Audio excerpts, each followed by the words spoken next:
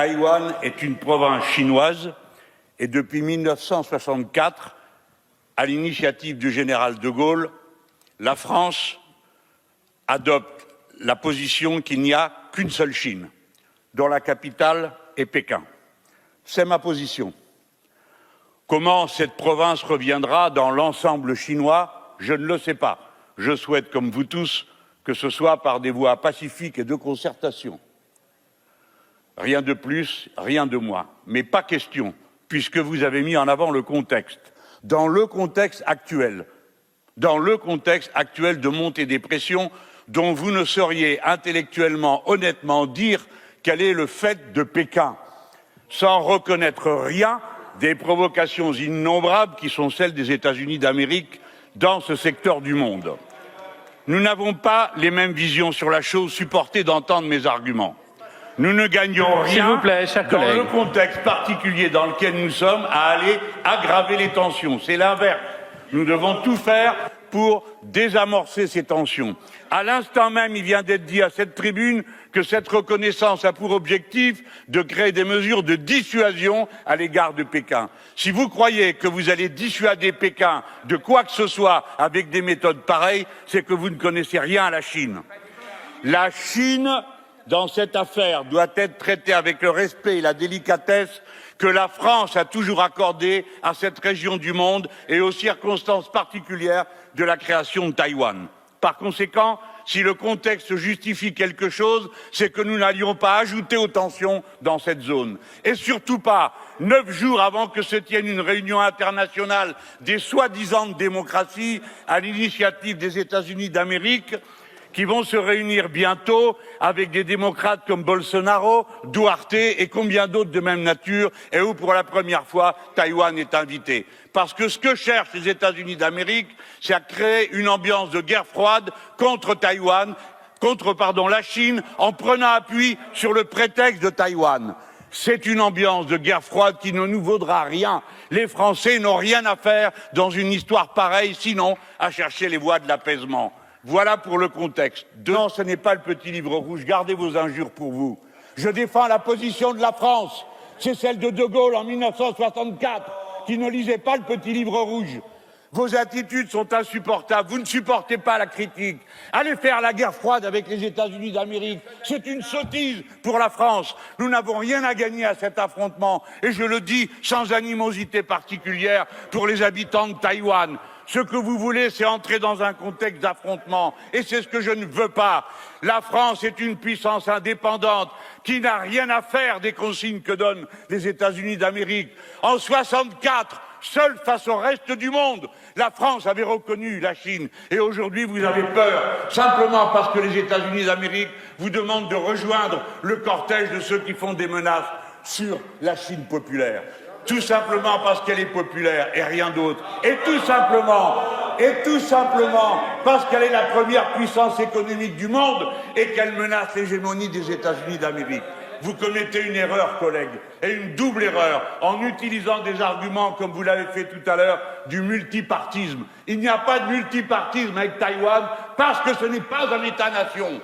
C'est une situation qui m'amène à conclure en vous disant que je partage la ligne de tous ceux qui, dans le monde, comme vous le savez, ne reconnaissent pas Taïwan, car il n'y a que 16 pays qui le font. Et je suis pour l'ambiguïté pacifique.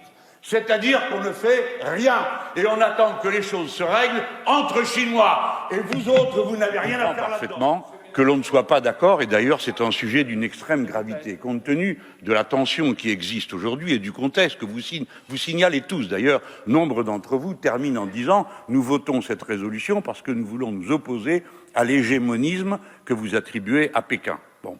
Et de là, vous en déduisez que qui n'en veut pas détesterait le peuple de Taïwan, mais pas du tout. Moi, j'ai pour le peuple de Taïwan la même sympathie, la même empathie que j'ai pour le peuple de Canton, pour celui de Shanghai et des autres provinces chinoises. Je reconnais son talent, je reconnais son brio, son intelligence, sa capacité à s'adapter aux situations, bien sûr. Taïwan est une province de la Chine depuis la période à laquelle nous, en France, nous avons annexé la Franche-Comté en tuant la moitié de sa population.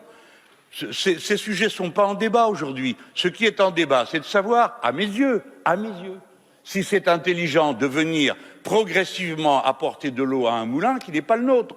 Nous n'avons pas à aller à abonder dans un contexte de tension. C'est l'inverse. On doit avoir une politique qui vise à détendre, pas à tendre. Or, vous savez comme moi, tous, qu'en ce moment, les États-Unis d'Amérique relancent une logique de guerre froide avec Pékin. Vous pouvez décider que Pékin est responsable de cette situation et qu'il représente un grand danger. Je ne le crois pas quand on voit la disproportion des forces et des moyens. D'ailleurs, je remercie le ministre de ne pas s'être abaissé à cette polémique avec moi. Bon, j'ai un point de vue, il en a un autre. Vous êtes majoritaire, vous l'adopterez. Mais je demande qu'on tienne compte de ce contexte et de la responsabilité singulière quand c'est la France qui parle. Parce que la France, c'est le premier pays à reconnaître la Chine de Pékin, la Chine populaire. C'est comme ça, c'est un fait historique. Donc tout ce que nous disons est entendu. Regardez, il y a de l'affection, de l'amitié pour nous. Et je ne crois pas que les gens de Taïwan ressentiraient comme une offense qu'on ne reconnaisse pas à cet instant un statut particulier à Taïwan. Je ne le crois pas. J'ai le droit. Je ne vois pas en quoi ça pourrait me rendre aussitôt objet de toutes sortes de vindictes que je trouve totalement disproportionné. L'hégémonisme aujourd'hui n'est peut-être pas là où vous le croyez, collègues. On a l'impression qu'à des moments, certains rêvent d'un retour à cette guerre froide. Le monde est beaucoup plus dangereux aujourd'hui qu'il ne l'était à l'époque de la guerre froide. Et le multilatéralisme, quelqu'un a dit de manière totalement erronée que la Chine populaire le reconnaissait maintenant. Non, c'est ne rien connaître à la politique de la Chine que de dire qu'elle n'a pas été pour le multilatéralisme dans le passé. C'était le cœur de sa position et c'est même une des raisons pour lesquelles elle s'est opposée à l'époque à l'URSS parce qu'elle ne voulait pas de cet ordre du monde qui était celui de Yalta, construit autour de deux superpuissances. Ça, ce sont les faits historiques. Donc aujourd'hui, notre position est seulement de dire ce n'est pas une bonne idée de le faire et ne nous dites pas que ça tombe par hasard quand ça arrive juste avant la réunion des soi-disant démocraties qui s'organise autour des États-Unis d'Amérique le 9 et 10 prochain.